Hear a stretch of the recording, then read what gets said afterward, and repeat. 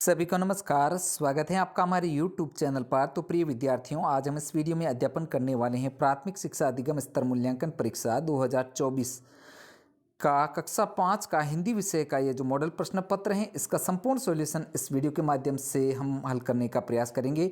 तो प्रिय साथियों, कुछ इसी टाइप का पेपर है जो आपके 2024 की वार्षिक परीक्षा में आने की पूरी संभावना है। साथियों, यह पेपर आपके लिए वेरी मोस्ट इंपॉर्टेंट होने वाला है। इस पेपर को आप शुरू से लेकर अंत तक पूरा देखिएगा।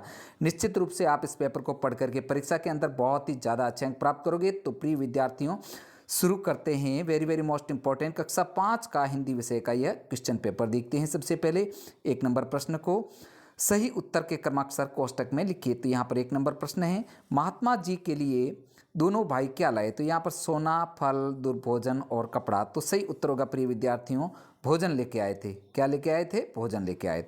दुर्ग के प्रथम द्वार का नाम है। तो यहाँ पर जो जैसलमेर का दुर्ग है, ये पाठ में आया हुआ है, इसके प्रथम द्वार का नाम कौन सा है? अखेपोल। ध्यान रखना, सही उत्तर होगा ख, अखेपोल। नेक्स्ट आगे है, साहस और वीरता किसकी सौगातें हैं? तो साहस और वीरता जो है पुरखों की सौगात है। सही उत्तर होगा अ। नेक्स्ट आगे, अच्छी बातें, बुराई अच्छी बात, कचरा गंदगी। सही उत्तर होगा द, सफाई अच्छी बात है। नेक्स्ट आगे 5 नंबर, पन्नाधाय किसकी देखभाल करती? तो प्रिय विद्यार्थियों, पन्नाधाय है जो उदय सिंह के देखभाल का उत्तर होगा। सही उत्तर होगा द। नेक्स्ट क्वेश्चन, चंदन किसका बेटा था? तो चंदन है जो पन्नाधाय का बेटा था। सही उत्तर होगा अ। अगला क्वेश्चन, वयस्क मताधिकार की न्यूनतम आयु है? तो यहाँ पर बहुत ही अच्छा क्वेश्चन है साथियों।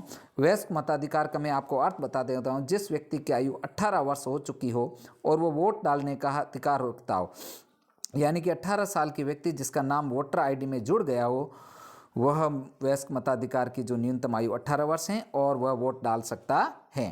नेक्स्ट आगे देखते हैं।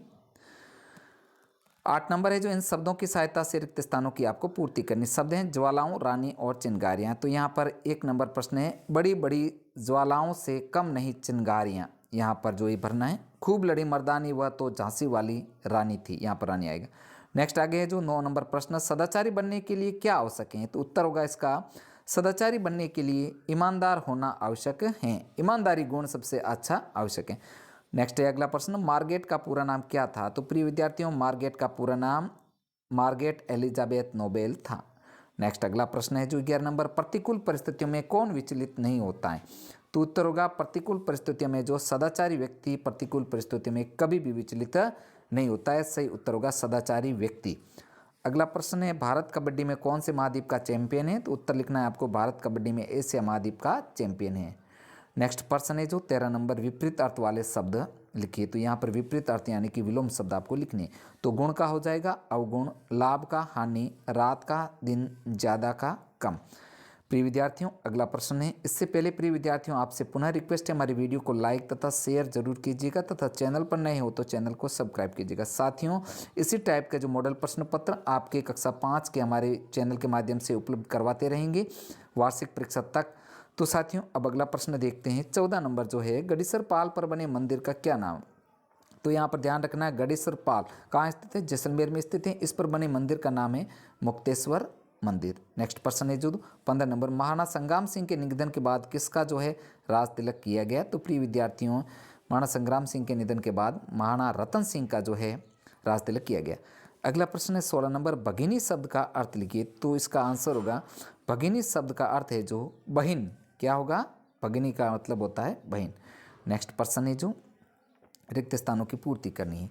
तो यहाँ पर जो है, उदयपुर झीलों की नगरी है। यहाँ पर झीलों की आएगा। साफ सफाई रखने से हम स्वस्थ रहते हैं, मास्क का उपयोग करें। तो यहाँ पर का आएगा। अब नेक्स्ट आगे 18 नंबर, निम्नलिखित वाक्यों को शुद्ध रूप में आपको लिखना है। तो यहाँ पर अ है, तुम कल विद्यालय आया। यह शुद्ध वाक्य है, ध्यान रखना। इसका शुद्ध क्या होगा? तुम कल विद्यालय आए। नेक्स्ट है, माताजी बाजार गया। तो इसका आंसर होगा सही, माताजी बाजार गए। पिताजी आ गया, तो पिताजी आ गए। इस प्रकार इसको पूर्ण करना है। आगे है प्रिय विद्यार्थियों, चौराहे पर जलती लाल बत्ती का क्या मतलब है? तो उत्तर लिखना है आपको, खतरे से सावधान होने के लिए ये लाइटें लोगों को रुकने का संदेश देती हैं। क्या देती हैं? रुकने का संदेश देती हैं। नेक्स्ट प्रश्न है जो लघुत्तरात्मक प्रश्न है जो मतलब 6 प्रश्नों के आपको आंसर करने हैं। तो प्रिय विद्यार्थियों 20 नंबर प्रश्न है जो जनता अपने प्रतिनिधि कैसे चुनती है। तो इसका उत्तर आपको लिखना है कि जनता अपना प्रतिनिधि है जो वयस्क मताधिकार के आधार पर चुनती है। तो प्रिय विद्यार्थियों वयस्क मताधिकार आपको पहले भी बताते हैं, जिस व्यक्ति की उम्र 18 साल हो गई हो और जिसका वोटर ID में नाम जुड़ गया हो वो वोट डाल सकता है, यही वयस्क मताधिकार कहलाता है।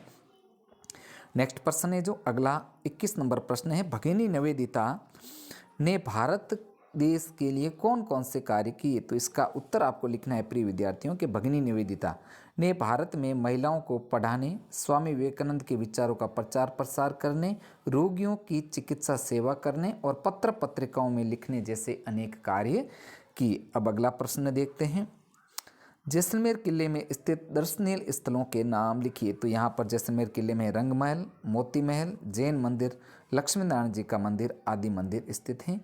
नेक्स्ट है आगे, निम्न बहुशब्दों के बहुवचन आपको लिखने।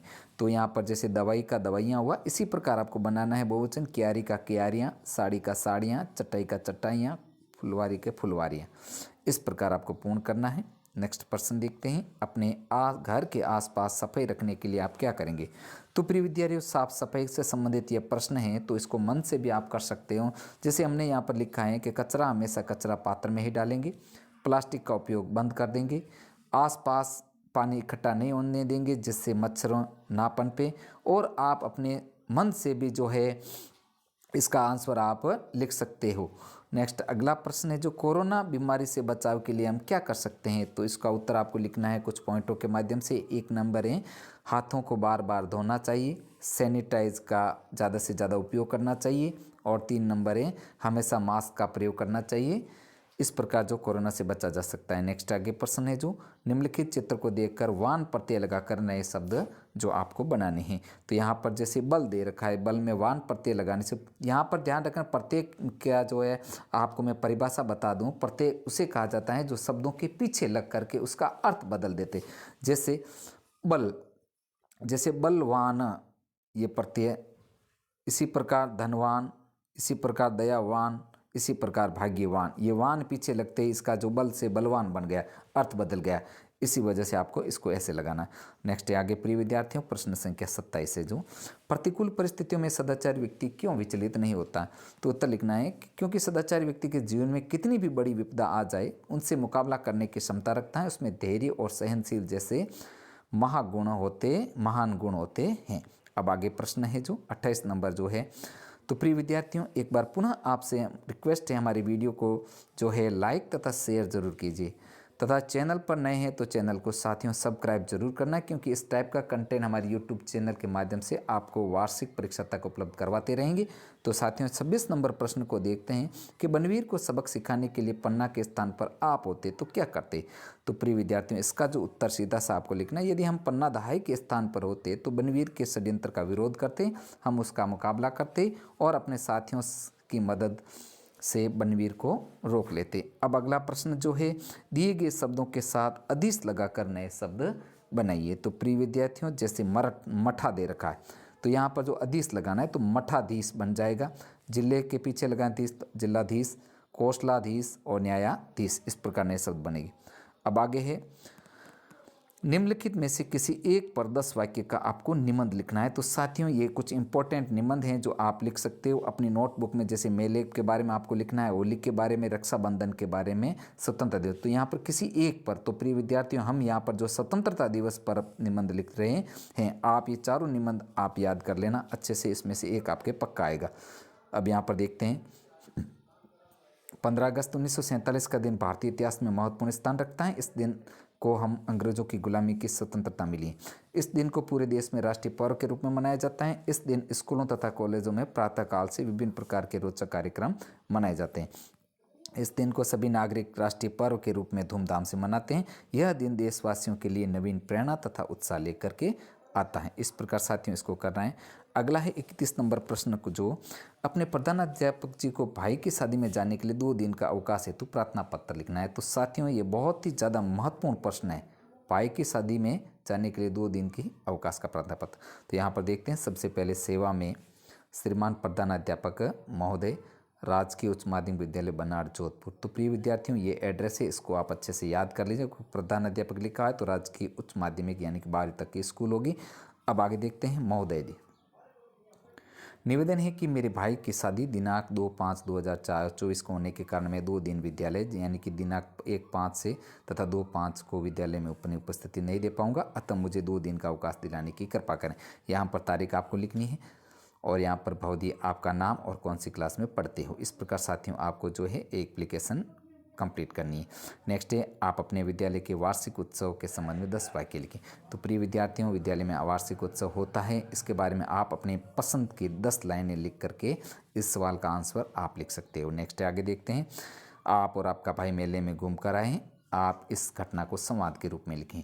तो आप और आपका भाई दोनों मेले जाए गए, वहाँ घूम करके घर आए, तो मेले के बारे में आपको अपने विचारों का संवाद लिखें। जैसे आप लिखते हो राम भाई कैसा मेला था, तो आपका भाई कहेगा भाई बहुत अच्छे मेले थे। आप वापस कहोगे हमने वहाँ पर क्या क्या खाया, तो यहाँ पर भाई कहेगा हमने यहाँ पर ये चीज़ें खाई। प्रिय विद्यार्थियों, ये संवाद का है जो आप अपनी मर्जी से भी इसको लिख सकते हो।